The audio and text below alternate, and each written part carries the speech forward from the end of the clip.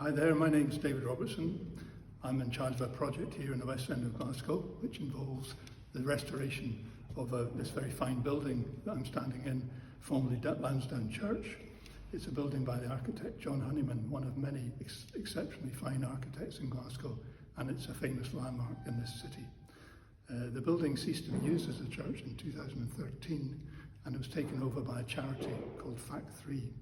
And it's been struggling and working away over 12 years to get new uses established, and has finally managed to get a well-known iconic comedy club into the ground floor along with the bar and function room. The beauty of it is the upper part of the main church contains exceptional stained glass by the designer Alf Webster, who lived between 1883 and 1915. And we managed to get funding to restore one of his two great windows in the building and to promote the idea that the whole of that upper area could be a stained glass museum using his name, but also describing and explaining the history and tradition of stained glass in Glasgow. I'm going to take you on a tour of a few images, and then I'll finish off by asking you what you might do to help us deliver this project. Thank you. Here we have a picture of Lansdowne Church with its exceptional, slender and very beautiful steeple.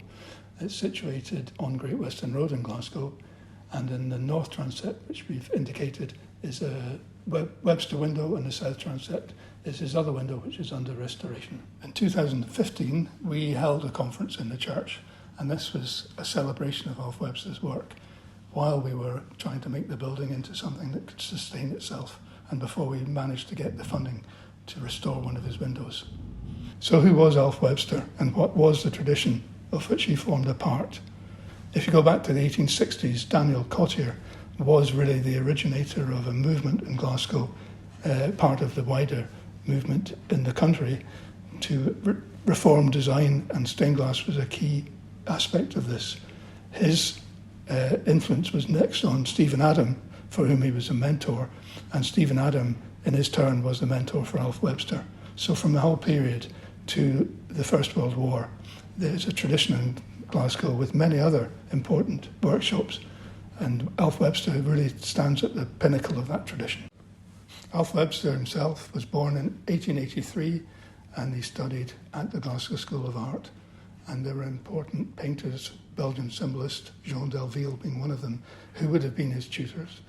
And he then migrated into stained glass design, taking with him a tremendous talent and genius for draftsmanship, composition and other aspects which he brought to the work of the stained glass movement.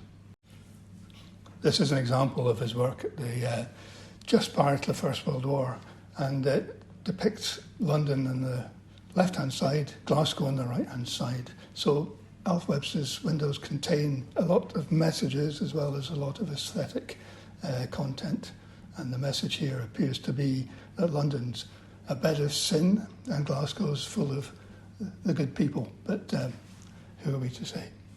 One of the things about this window is the fact that it's probably his last great window before he enlisted and went off to fight in a great war, and regrettably killed in that war in 1915, and that deprived the world of all the work he could have done from that point on.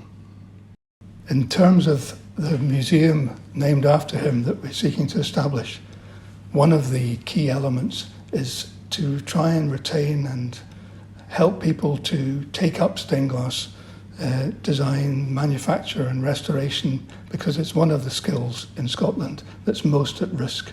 This window is an example of a new window that was commissioned for the building from the stained glass artist Rab McInnes in 2024. Another aspect of stained glass that concerns people today is the number of churches that are being sold which contain sometimes very fine stained glass, and they're not really being monitored. There's no real team there to salvage stained glass that could otherwise be lost, and we want to be a place where stained glass could be brought to be stored and recorded and displayed in the museum. This isn't the only traditional skill that we're concerned with. We have a team under a skilled stonemason who's getting trained up to do stonemasonry, and this building has much stonework that could well do with being repointed, sometimes recarved, This is a picture of our traditional skills team that had just finished working on the narthex, which is like the vestibule of the church, and restoring it and bringing that area into life, given the new use of the building as a comedy club. This slide shows you just how strategic the location of the building is in terms of visitor attractions. There are many communities that will benefit from this project, both local, national, international visitors we hope will come to see the stained glass that Glasgow produced. And as you see, along the River Kelvin, there's a series of very important large attractions. This stained glass museum could complement those at a very critical point in the river where it crosses Great Western Road and has a subway station for the visitor to come out and see our stained glass on display.